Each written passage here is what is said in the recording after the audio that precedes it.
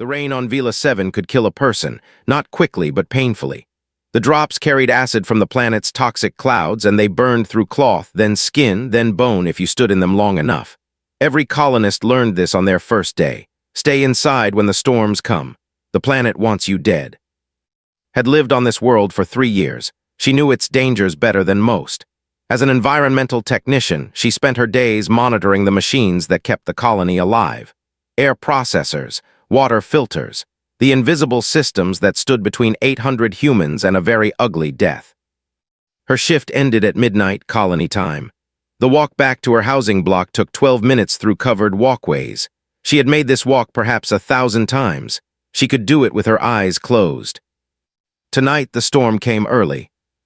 The warning sirens screamed across the outpost just as she stepped outside. Looked up and saw the sky turn from gray to green.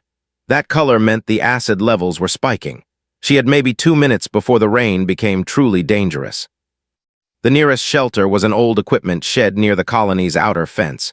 It had been abandoned for months, deemed too expensive to repair, but it still had a roof, mostly. Rand. She reached the shed just as the first drops began to fall. They hissed against the metal walkway behind her, leaving tiny smoking holes.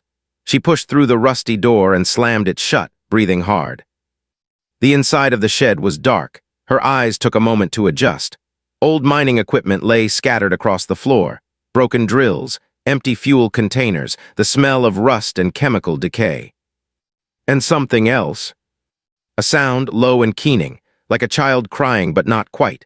The pitch was wrong, too high in some places, too low in others. It rose and fell in patterns that made no human sense. Froze. She knew what lived beyond the colony's fences. The colonists called them predators, monsters, demons. They stood 2 meters tall, covered in gray scales, with 4 arms that ended in claws sharp enough to cut through steel. Their eyes glowed amber in the darkness, and they had killed 17 humans in the 3 years since the colony was founded. The sound came from the corner of the shed. Every rule said to run. Every training session, every safety briefing, every terrified story told in the mess hall. If you see you flee, you call security, you do not engage. But did not run, because she recognized that sound, not the alien pitch of it, but the meaning underneath. She had heard it before, in hospitals and refugee camps and the dark hours of her own worst nights. It was the sound of something in pain, something afraid, something young. She activated the small flashlight on her wrist and pointed it toward the corner. The cub was pressed against the wall, trying to make itself small. It was perhaps the size of a large dog, its gray scales not yet hardened into the armor that adults wore. Its forearms were wrapped around its own body, and its amber eyes were wide with terror. And there was blood, dark blue, almost black, spreading from a wound on its side. Saw the shape of that wound and felt something cold settle in her stomach. It was a burn, clean edges, precise depth, the kind of wound made by a pulse rifle. A human weapon. Someone had shot this child. The cub saw her looking and let out another keening wail. It tried to push itself deeper into the corner, but there was nowhere to go. Its small body shook with each breath. Should have called security, she knew this. Sergeant would come with his team, and they would. What? Help the cub? She remembered's face when he talked about the hatred in his eyes. He had lost 2 of his soldiers to them. No, they would not help. She turned off her comm unit. The rain was getting worse outside. She could hear it hammering against the roof, and she could see the acid dripping through the holes in the metal above. Small drops, but enough. Some fell near the cub, hissing against the floor. Looked at the creature that every colonist had been taught to fear. She looked at its shaking body, its bleeding wound, its eyes full of terror. It was a predator, yes. Its species had killed humans. But right now it was just a child, alone, hurt, afraid. She took off her jacket. The cub flinched as she moved closer. It made a sound that might have been a warning, but there was no strength behind it. Moved slowly the way you move around any frightened animal. No sudden gestures, no threatening postures. She held the jacket above the cub, blocking the acid drops that fell through the damaged roof. The creature stared at her. Its amber eyes caught the light from her wrist lamp, reflecting it back like twin moons. It did not understand. How could it? This human member of the species that had shot it was now protecting it. Settled into position. She would have to stand here holding the jacket up for as long as the storm lasted. Her arms already ached from the day's work. The acid rain hissed and burned outside, and somewhere in the distance she heard the howling of adult calling for their lost child. They would not find it tonight, not in this storm. She checked her comm unit's clock. Dawn was 7 hours away. The cub made another sound, softer this time, not crying but something else. A question maybe, why are you doing this? Did not have an answer, not one that made sense. She just knew that she could not leave. She could not watch this child suffer when she had the power to help. So she stood there, in an abandoned shed on an alien world, holding a jacket over a creature that should have been her enemy. The rain fell, the night stretched on, and the predator cub slowly stopped crying. Its amber eyes never left its face, watching, waiting, trying to understand this strange human who stood in the darkness and held back the burning sky. 7 hours until dawn. His arms trembled, but she did not lower them. She would hold the jacket until morning, or until her body failed. Because sometimes that was all you could do. Sometimes the only answer to cruelty was simple kindness. Sometimes the only way to be human was to protect something that was not. The storm raged on. Held her ground, 2 hours into the night. His arms began to shake badly. The muscles burned with a deep, steady fire that spread from her shoulders down to her fingers. She had not moved from her position. The jacket stayed up, catching the acid drops that fell through the broken roof. The cub had stopped crying, but it had not stopped watching. Those amber eyes followed every small movement made, every shift of weight, every adjustment of her grip on the jacket. The creature was learning her, studying her the way a predator studies anything new in its territory. His comm unit buzzed. She looked at the screen without lowering her arms. The name said. Was her friend, maybe her only real friend on this colony. They had arrived on the same transport ship 3 years ago, both running from lives that had become too painful to continue. He worked in the water treatment facility and they ate dinner together most nights. He worried about her.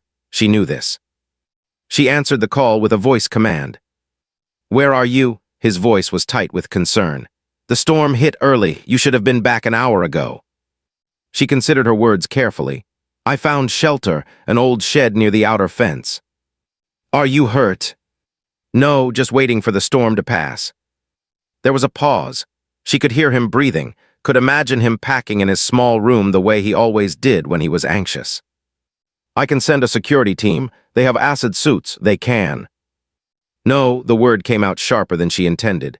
The storm is too bad. I'm safe here. I'll come back at dawn. Another pause, longer this time. Are you sure you're okay? You sound strange. She looked at the cub. It had tilted its head at the sound of the voice coming from her wrist, curious despite its fear. I'm fine, just tired. Get some sleep. I'll see you in the morning. She ended the call before he could ask more questions. The cub made a soft, chirping sound, looked at it and saw that it had moved slightly, not away from her but toward her, just a few centimeters, but it was something. Can't sleep either, huh? She said quietly. The translator on her wrist stayed silent. Either the cub's sounds were too simple to translate, or language was beyond its programming. She suspected the latter. The rain continued to fall. The acid hissed against the metal roof like 1,000 angry snakes. In the distance, the howling of adult had stopped. Perhaps they had found shelter, too.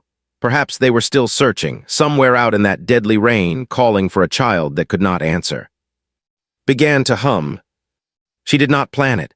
The melody just came, rising from some deep place in her memory. It was a song her grandmother used to sing, back in Korea, back on Earth, back when was small enough to believe that the world was safe and good. The tune was simple, a lullaby about the moon and the sea and a child who sailed between them in a boat made of dreams. The words were Korean, and she did not sing them aloud, only hummed the melody in the darkness. The cub's ears moved. They were small triangular things, barely visible among its scales, but they turned toward the sound. Its body, which had been tight with tension, began to relax. Kept humming. Her arms screamed with pain, but she kept humming. After a while, the cub did something unexpected. It reached out with one of its 4 small hands and pushed something across the floor toward her. A stone. Just a small gray pebble, nothing special, but the gesture was clear. A gift. Stopped humming long enough to say, "Thank you." She could not pick up the stone without lowering the jacket, so she simply nodded at it. The cub seemed to understand. It made a soft, clicking sound that might have been satisfaction. The hours crawled by. Some emergency ration bar was in her pocket, and when the fourth hour came, she carefully pulled it out with one hand, keeping the jacket up with the other. She broke off a small piece and tossed it gently toward the cub. It flinched at the movement, then sniffed at the food. Hesitation, fear, then hunger won. It ate the piece quickly and looked at her for more. She gave it half the bar, piece by piece. As she watched it eat, memories came to her unbidden. Her sister, 7 years younger, always following around, always asking questions, always wanting to be included. The shuttle accident had been quick, they told her, would not have suffered, but had not been there. She had been on another ship in another part of the system, too far away to help, too far away to hold her sister's hand, too far away to do anything but receive the message 3 days later and feel the world collapse around her. She had been helpless then. She was not helpless now. The cub's wound was bleeding again, could see the dark fluid seeping through its scales, dripping onto the floor. Without proper medical care, the creature might not survive the night. She made a decision. Slowly explaining each movement with soft words the cub could not understand, she lowered herself to her knees. She kept one arm up, holding the jacket, while the other hand pulled her undershirt free from her pants. She tore a strip from it. The cub watched her with wide eyes. "I'm going to help you," she said. "I'm going to touch your wound. It might hurt, but I need to stop the bleeding, okay? I need you to trust me." She moved slowly, so slowly. Her hand approached the cub's injured side inch by inch. The creature trembled but did not pull away. Its amber eyes locked onto hers, searching for something. Danger? Intent? She did not know what it saw in her face, but whatever it was enough. She pressed the cloth against the wound. The cub let out a sharp cry. Its claws flexed, instinct screaming at it to strike at the source of pain. But it did not strike. It held itself still, trembling violently, trusting this strange human who had appeared out of the burning rain. Tied the bandage tight. The bleeding slowed, then stopped. When she pulled her hand back, the cub did something that broke her heart. It pressed itself against her side. This creature, this child of a species that humans called monsters, pushed its small body against hers and stayed there, seeking warmth, seeking comfort, seeking safety. Adjusted her position, keeping the jacket up, her other arm now wrapped around the cub. The scales were cool against her skin, smooth like river stones.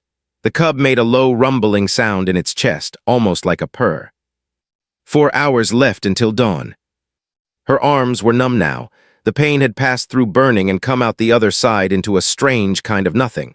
She did not know if she could hold the jacket up much longer, but she would try. The cub's eyes began to close. "Sleep," whispered. "I've got you, sleep."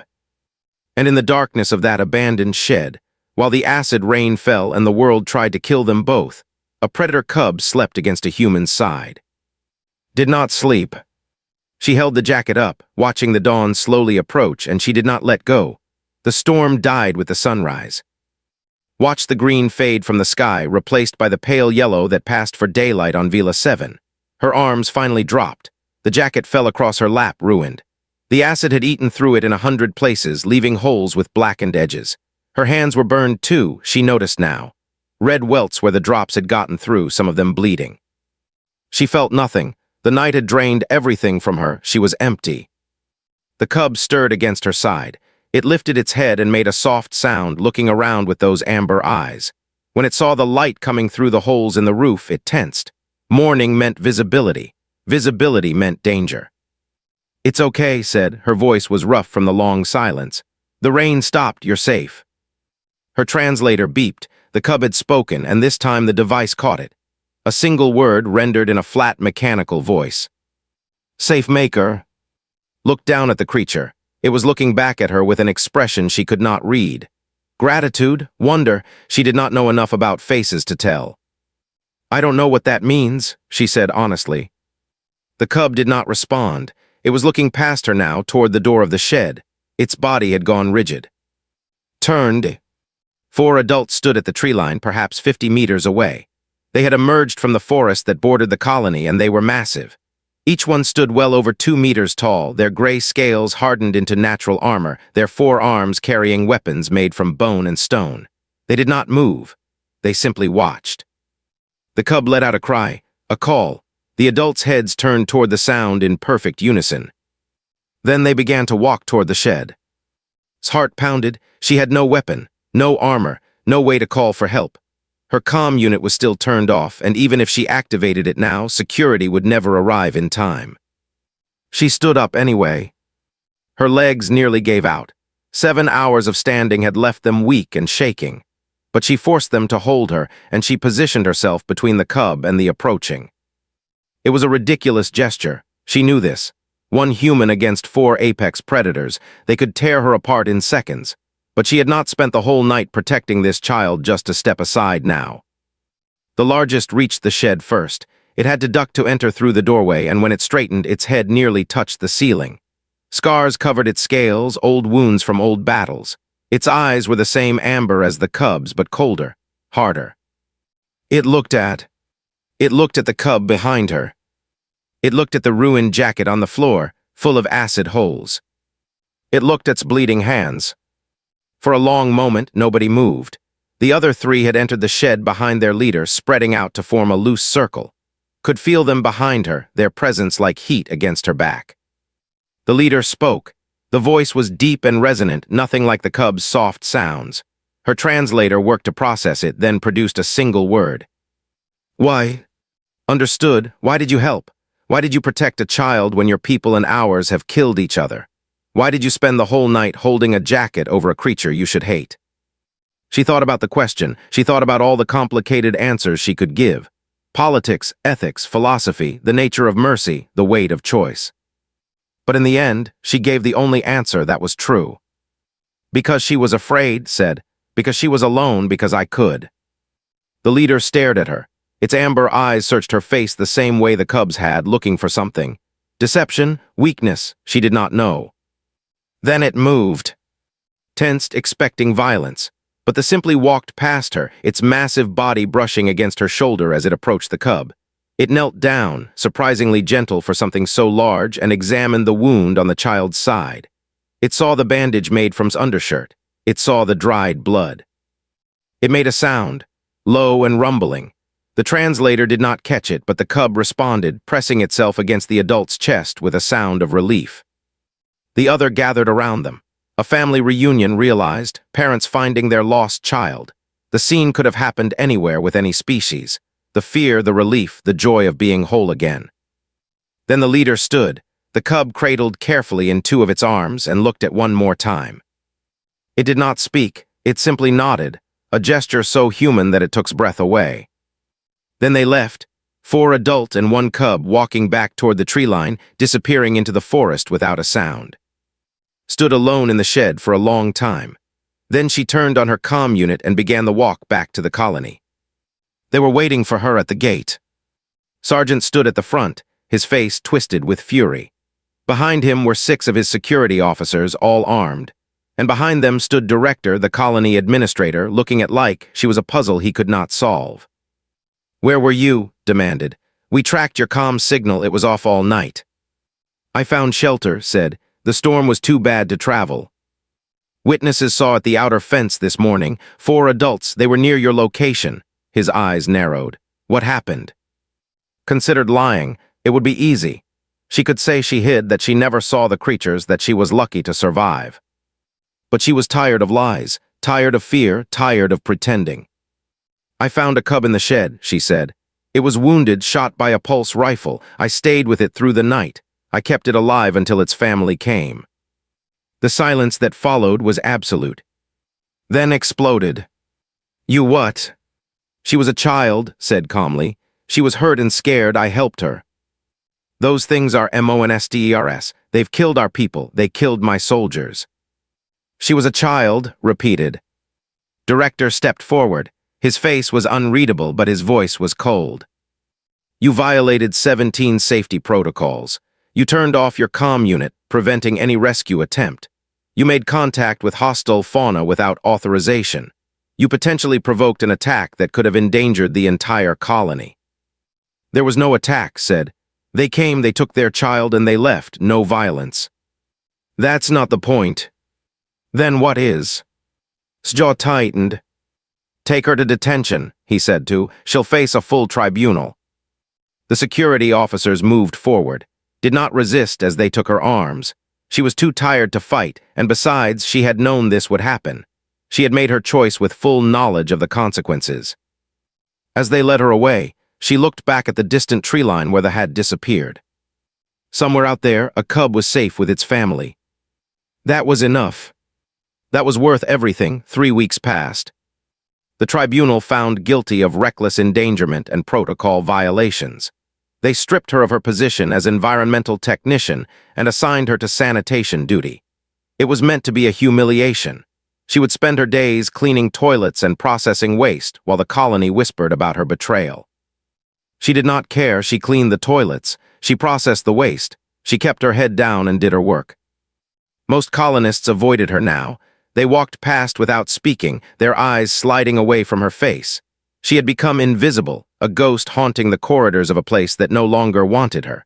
Only 2 people still treated her like a human being. Came to her quarters every evening with food and quiet conversation.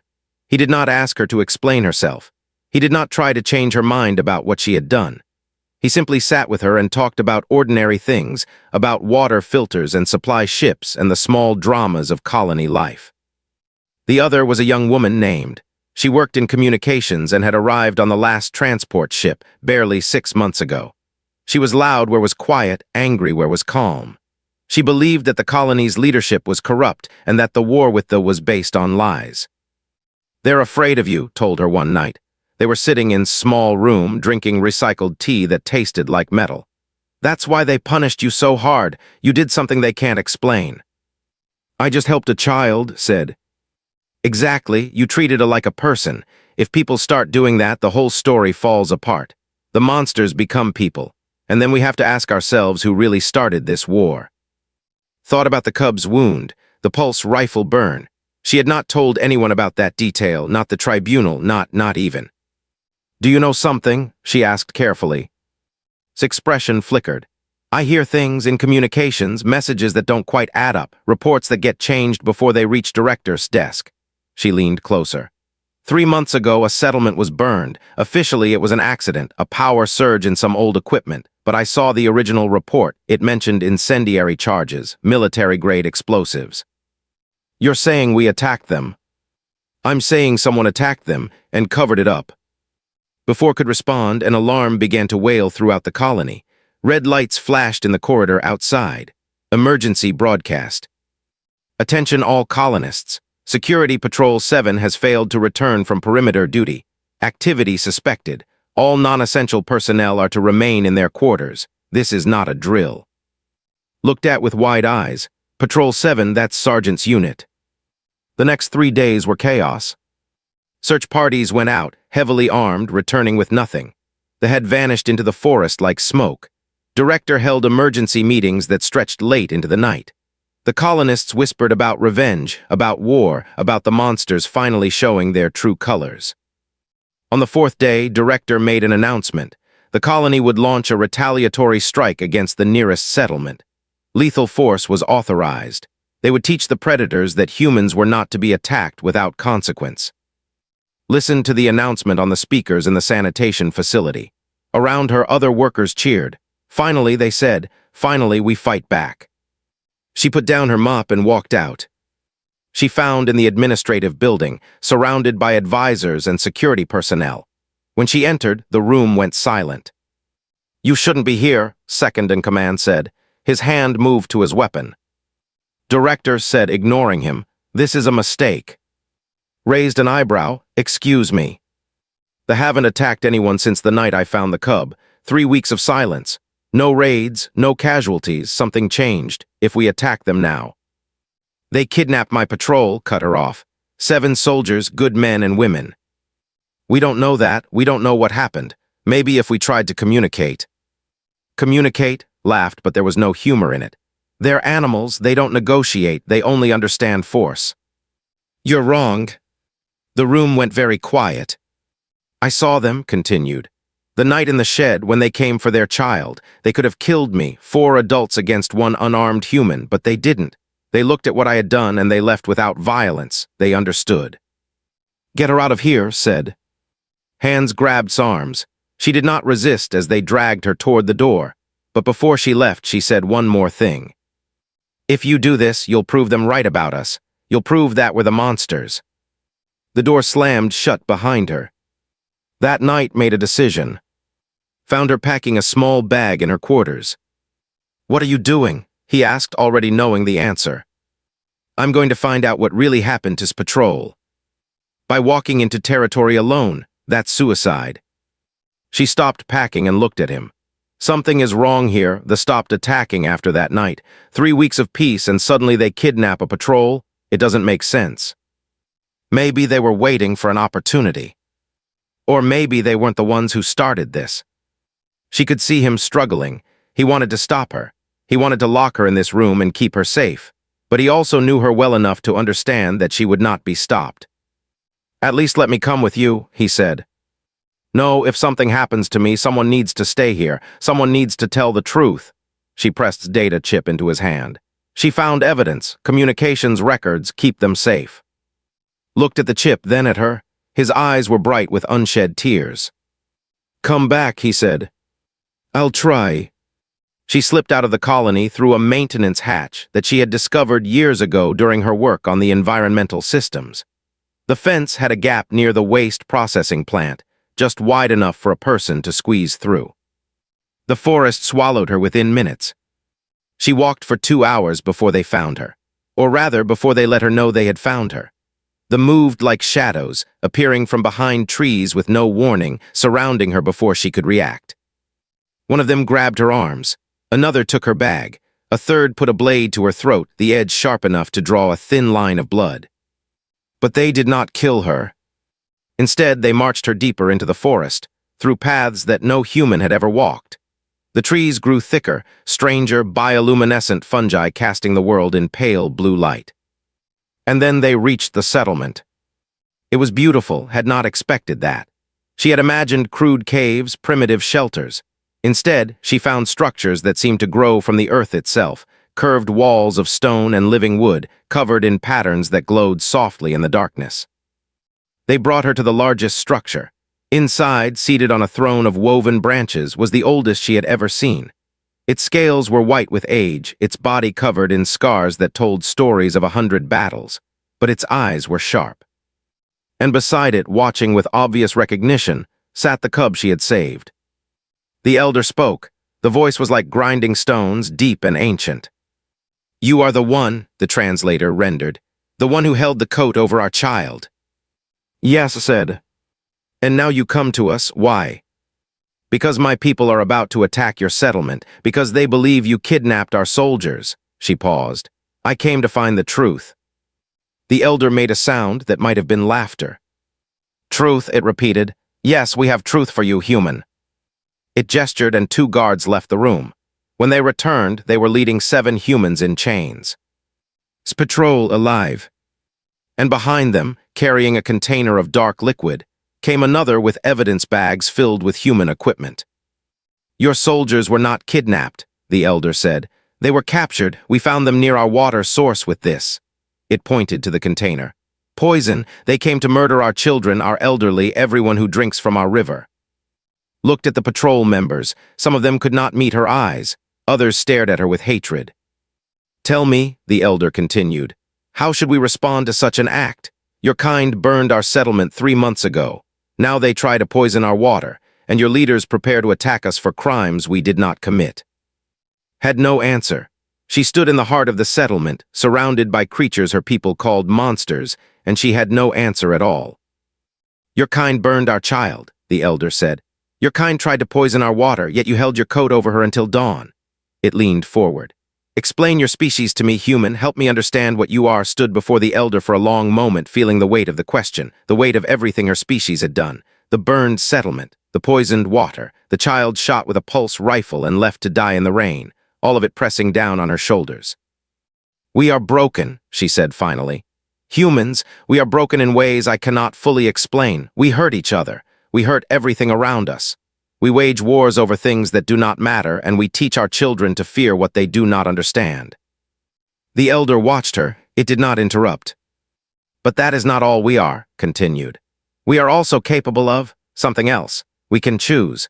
Every moment, every day, we can choose who we want to be. We can choose cruelty, or we can choose kindness. We can choose to burn your settlements, or we can choose to hold a jacket over your children. She looked at the cub, who was watching her with those familiar amber eyes. That night in the shed, I made a choice. Not because I thought it would change anything. Not because I expected to be rewarded. I made it because it was the only choice I could live with. Because your daughter was afraid and alone, and I could help her. She turned back to the elder. I cannot explain my species to you. I cannot promise that we will stop being cruel. But I can tell you this, some of us are trying. Some of us want to be better, and if you give us a chance, maybe we can find a way forward together. The elder was silent for a long time. Then it spoke. Among my people there is a word, Rai. It means the one who shields. It is our highest honor. We give it to those who protect the helpless, who stand between the weak and danger, who sacrifice for others without thought of reward. It paused. We have never given this title to an outsider, never to prey. I am not prey, said. The elder made that grinding sound again. Laughter, she realized. It was laughing. No, it agreed, you are not. It rose from its throne. Even bent with age, it was massive, towering over like a mountain. It walked toward her slowly, and she forced herself not to step back. When it reached her, it placed one of its hands on her shoulder. The claws were long enough to pierce through to bone, but the touch was gentle. You came here seeking truth, the elder said. You found it, now what will you do?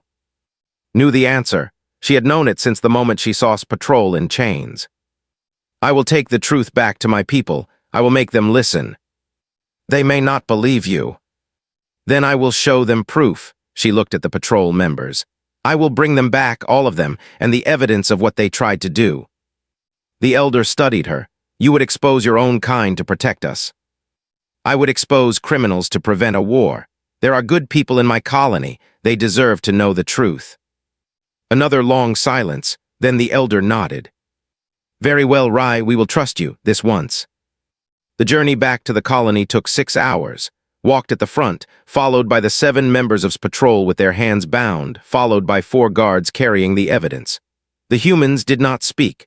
Some of them seemed resigned. Others watched with hatred that burned like the acid rain.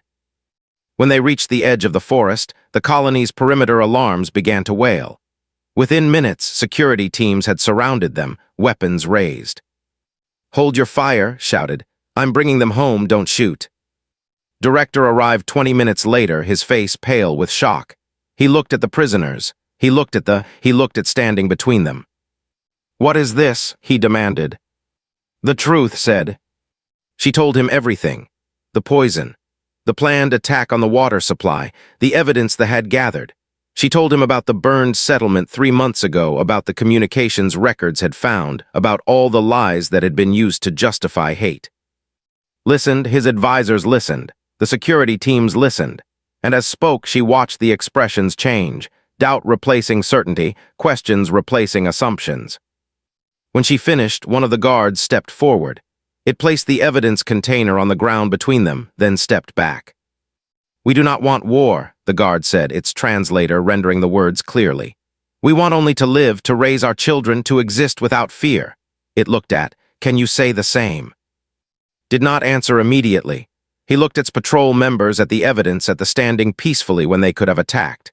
He looked at his own people, armed and ready for violence. What do you want? He asked finally. Negotiation, they said. Understanding, an end to this. 6 months later, the Treaty of Vila 7 was signed. It was the first formal peace agreement between humans and in the history of the colony. It established boundaries, trade agreements, cultural exchanges. It acknowledged past wrongs and created systems to prevent future ones. Sergeant and 4 members of his patrol were convicted of attempted mass murder. The others, who had been following orders without understanding the full plan, received lighter sentences. Director resigned and was replaced by an administrator who had openly opposed the planned attack. The official witness to the treaty signing, requested specifically by the delegation, was a former sanitation worker named. She stood in the meeting hall, wearing a new uniform that marked her as the colony's first liaison officer to the people. Beside her stood, now the head of environmental services. Behind them sat, promoted to communications director, the friends who had believed in her when no one else would. After the signing, the elder approached her. "You kept your word, Rai," it said. "The truth was heard." "It almost wasn't," admitted. "There were people who refused to believe, people who still want war. There always will be, in your species and in mine." The elder placed its hand on her shoulder again, the same gesture from that night in the settlement. "But there are also people like you, people who hold the jacket. As long as such people exist, there is hope." 1 year later, walked through the borderlands between the colony and the settlement. This place had once been a killing ground where both species hunted and died. Now it was a meeting place, a market where traders from both sides exchanged goods and stories. Someone was waiting for her by the old stone marker that served as the unofficial border. The cub had grown. She was nearly adolescent now, her scales darkening toward the deep gray of adulthood. She stood upright, confident, showing the early signs of the leader she would someday become. She said, her voice had changed, deeper now, and she had learned to speak the human words without a translator. "I have something for you." She held out a bundle of fabric. When unfolded it, she found a jacket, but not an ordinary jacket. This one was woven from silk, shimmering with colors that shifted in the light. It was treated with something that made the fabric stiff, almost armor-like. "Acid-resistant," the young explained. "For the next storm, so you do not have to ruin another one." Felt her eyes burn with tears. She put the jacket on, it fit perfectly. "Thank you," she said. "It's beautiful. My grandmother made it, the elder you met, she wanted you to have it." The young paused. "She died last month, peacefully, but before she went, she told me something." "What did she say?" "She said that for 50 years, she believed humans were monsters. She taught her children to hate you, to fear you, to kill you whenever possible. She thought she knew what you were." The young stepped closer. "Then a human held a jacket over me in the rain, and my grandmother learned that she was wrong. She said that was the greatest gift anyone had ever given her, the chance to see the truth." The sky darkened above them.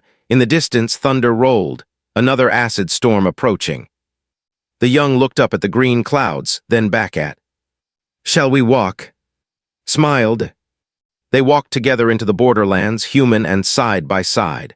The rain began to fall around them, hissing against new jacket without effect. Neither of them sought shelter. Neither of them was afraid. Because sometimes, all it takes is one person making one choice. One night of kindness in a universe of cruelty. One hand reaching out across the impossible distance between species, between fear, between everything that should keep us apart. One jacket held up until dawn. And the world changes. Not all at once, not completely, but enough. Always enough.